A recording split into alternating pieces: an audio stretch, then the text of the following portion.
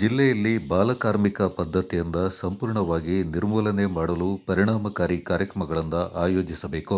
ಆ ನಿಟ್ಟಿನಲ್ಲಿ ಎಲ್ಲರ ಸಹಕಾರ ಅಗತ್ಯ ಅಂತ ಜಿಲ್ಲಾಧಿಕಾರಿ ಎಸ್.ಜೆ. ಸೋಮಶೇಖರ್ ಅವರು ಹೇಳಿದ್ದಾರೆ.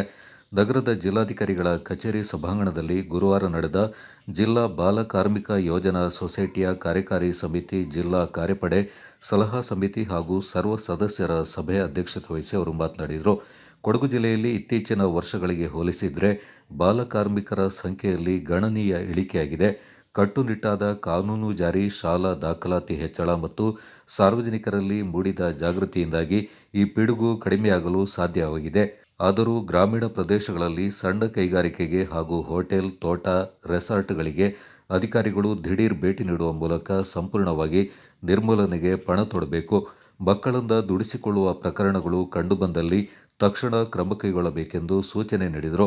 ಬಾಲಕಾರ್ಮಿಕರಾಗಿ ಕಂಡುಬರುವ ಮಕ್ಕಳನ್ನು ರಕ್ಷಿಸಿ ಅವರ ಅಗತ್ಯಾನುಸಾರ ಸಮಾಜ ಕಲ್ಯಾಣ ಇಲಾಖೆ, ಹಿಂದುಳಿದ ವರ್ಗಗಳ ಕಲ್ಯಾಣ ಇಲಾಖೆಗಳ ಹಾಗೂ ಸರ್ಕಾರಿ ಬಾಲಮಂದಿರಗಳಲ್ಲಿ ಪುನರ್ವಸತಿಗಾಗಿ ನೇರವಾಗಿ ದಾಖಲಿಸಲು ಜಿಲ್ಲಾಧಿಕಾರಿಯವರು ತಿಳಿಸಿದ್ದಾರೆ.